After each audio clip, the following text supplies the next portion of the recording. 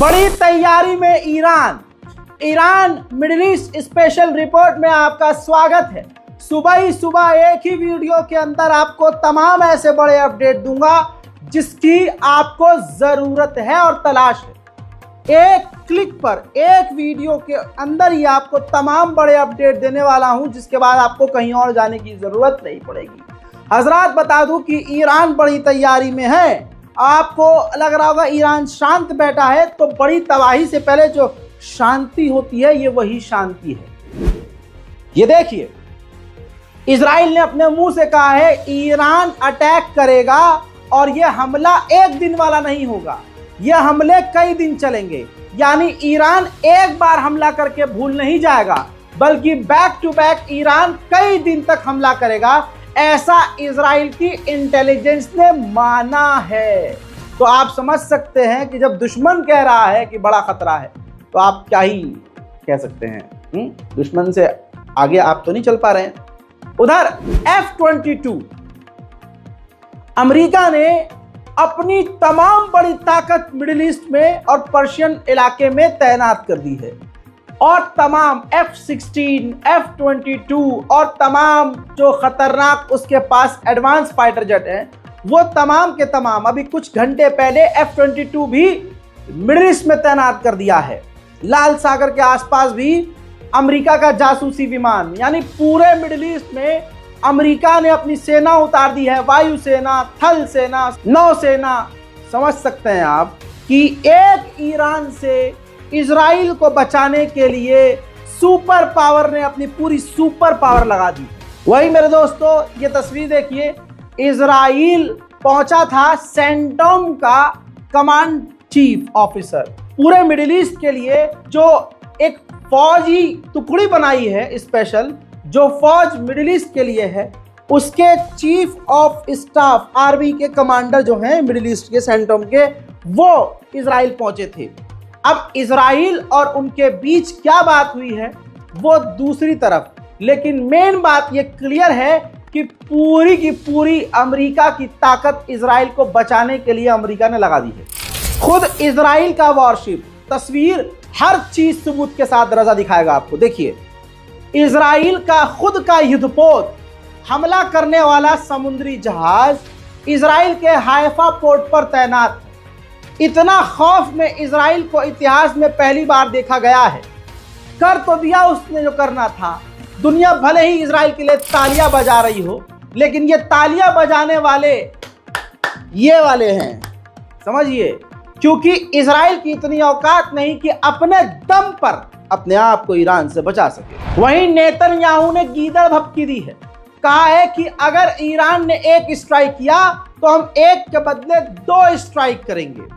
उधर नेतन्याहू का पसंदीदा आदमी, जो कि ये देखिए बैठा हुआ है टीवी चैनल पर, इसको नेतन्याहू डिफेंस मिनिस्टर बनाना चाहता है, और इसने टीवी चैनल पर बयान दिया है कि हमें ईरान के हमले का इंतजार नहीं करना चाहिए, बल्कि हमें पहले ही ईरान पर अटैक कर देना चाहिए और ईरान के न्यूक्लियर फैसिलिटी को उड़ा देना चाहिए।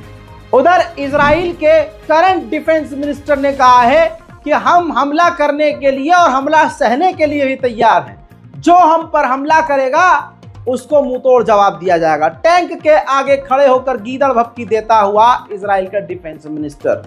בחנתי היום את היערכות הכוחות של צה"ל, גם בהגנה, גם בהתקפה. אנחנו ערוכים חזק מאוד בהגנה, ביבשה ובאוויר, ואנחנו מוכנים לעבור במהירות להתקפה או לתגובה.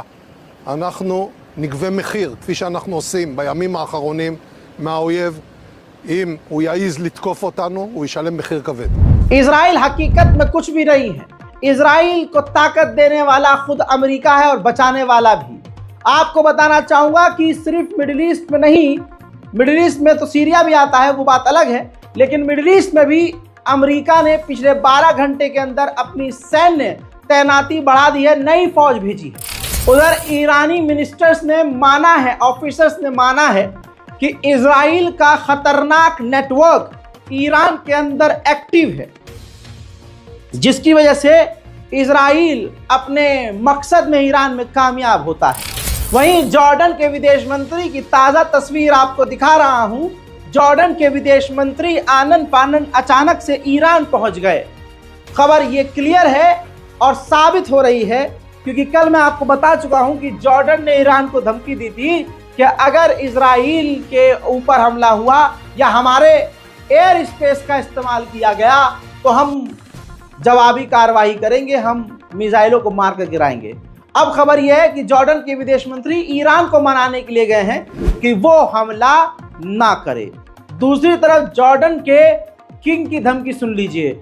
जॉर्डन के बादशाह ने कहा है, ये जिसकी बीवी यहूदी है, इसने कहा है कि अगर हमारे रास्तों को, हवाई रास्तों को क्रॉस किया गया तो वो ऐसा होगा जैसे हमारी सिक्योरिटी तोड़ी गई है, हमारा कानून तोड़ा गया है और भाईचारा खत्म किया गया है। यानी ईरान को खुली धमकी अब जॉर्डन दे रहा है। बात ऐसी है कि इस्माइल हानिया के मारे जाने पर जॉर्डन ने निंदा नहीं करी थी, विरोध नहीं किया था, लेकिन जब जॉर्डन का विदेश मंत्री ईरान पहुंचा तो ईरान के पत्रकार ने गलेटवा पकड़ लिया और पूछ लिया कि यह बताइए कि इस्माइल हानिया को गैरकानूनी तरीके से मारा गया तो आपने निंदा क्यों नहीं की। तो जॉर्डन के विदेश मंत्री ने तुरंत निंदा की, कहा कि सरासर ये गलत है, ऐसा नहीं होना चाहिए था और हम ये चाहते हैं कि गाजा की जंग जल्द से जल्द खत्म हो। सुनिए।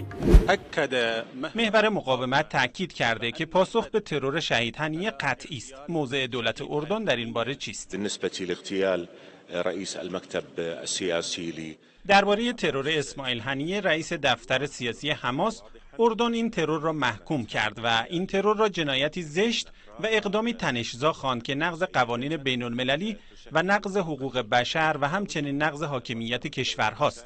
ما این اقدام را کاملا محکوم می‌کنیم و خواستار تحرک مؤثر برای توقف جنگ علیه غزه هستیم. उधर नेतन्याहू अपने कैबिनेट के साथ, तस्वीर एक्सक्लूसिव दिखा रहा हूं, मीटिंग कर रहा है और ये मीटिंग हर 2-3 घंटे में बार बार हो ही रही है। जिसका मुद्दा और जिसकी बात ये है, जिस मीटिंग में बात ये हो रही है नेतन्याहू की तरफ से कि कोई भी अगर हम पर हमला करेगा तो हम उस पर डबल ताकत से हमला करेंगे। उधर बाइडेन ने बयान दिया है ईरान के लिए कि मुझे उम्मीद है कि ईरान मिडिल ईस्ट में टेंशन कम करेगा, हालात को कंट्रोल करेगा, लेकिन ये मुझे हकीकत में नहीं पता कि आगे क्या होने वाला है और ईरान क्या करेगा। हजरात, ईरान पूरी तरह से चुपके से, बड़ी शांति से, बड़ी तैयारी में लगा हुआ है। सबूत दिखाऊं आप? तस्वीर देखिए। इलेक्ट्रॉनिक वॉरफेयर जैमर, हथियारों को, दुश्मन के हथियारों को जाम करने वाले रूसी हथियारों को ईरान ने तैनात कर दिया है। सुभान अल्लाह। दोस्त हजरात, एक अंदर की खबर बताता हूं। ओमान के जरिए अमेरिका की एक टीम चुपके से, ओमान ने बातचीत करवाई, अमेरिका की एक टीम तैयार हुई और वो तेहरान पहुंची। अंदर की खबर बता रहा हूं, कोई नहीं बताएगा। और ईरान से बातचीत करी कि ईरान ठंडा हो जाए और ईरान इजराइल पर हमला ना करे। इतना ही नहीं, उस अमेरिकी डेलीगेशन ने ईरान के ही 10 ऐसे लोगों का नाम ईरान को सौंप दिया जो ईरानी मूसाद के एजेंट हैं। और अमेरिका ने 10 लोगों का नाम इसलिए दिया, अपने एजेंट, इजरायली एजेंट से गद्दारी इसलिए करी ताकि ईरान 10 मूसाद के एजेंट को गिरफ्तार करके शांत हो जाए।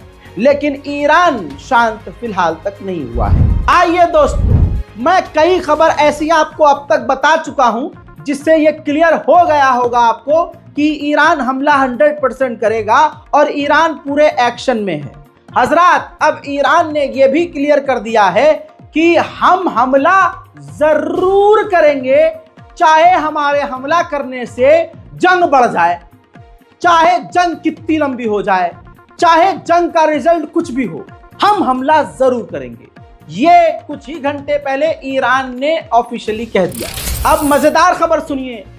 जिन लोगों को लग रहा है कि सिर्फ ईरान गीदड़ भभकी दे रहा है, तो ईरान की गीदड़ भभकी में भी ऐसा असर है कि अमेरिका ने अपनी पूरी ताकत झोंक दी, जर्मनी ने पूरी ताकत झोंक दी, बर्तानिया इजराइल के साथ उतर आया, फ्रांस इजराइल के साथ उतर आया, सब के सब इजराइल के साथ उतर आए। तवज्जो है, ईरान की गीदड़ भभकी में भी इतना दम है कि इजराइल की शिन बेट, जो खतरनाक खुफिया एजेंसी है, वो इजराइल के मिनिस्टर और बड़े बड़े नेताओं के लिए बंकर प्रिपेयर कर रही है, जमीन के नीचे बंकर क्रिएट कर रही है, बंकर बना रही है, ताकि जब ईरान हमला करे तो इन नेताओं की जान बचाई जा सके बिल में छुपाकर।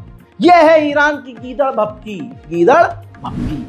हाँ, और आप सुनिए, ईरान की सो कॉल्ड गीदड़ भभकी का असर यह है कि ईरान ने अभी हमला नहीं किया, सिर्फ हालात बने हैं। और यह सबूत देख लीजिए, तेल अवीव इजराइल की राजधानी के स्टॉक मार्केट धड़ाम से जमीन पर आ गिरे हैं।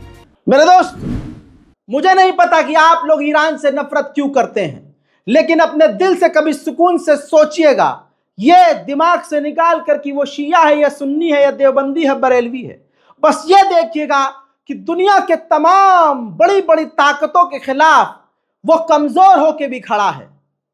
ये जरूर सोचिएगा, ईरान वाहिद पूरी दुनिया में ऐसा मुल्क है जो फिलिस्तीन के लिए खुलकर बोलता है और खुलकर मैदान अमल में उतरता है। ऐसा ईरान में क्या है कि आप और हम यहां बैठकर शिया सुन्नी कर रहे हैं, लेकिन फिलिस्तीन के अहले सुन्नत जितने भी संगठन हैं सब के सब ईरान को सलाम ठोकते हैं। जितने भी फिलिस्तीन फ्री मूवमेंट के लड़ाके हैं सबको हथियार देने वाला वाहिद ईरान है। जरा सुकून से सोचिएगा, बैतुल मुकद्दस की आजादी के लिए सबसे ज्यादा फ्रंट पर आकर बोलने वाला, लड़ने वाला और लड़ाकुओं को हथियार देने वाला कौन है?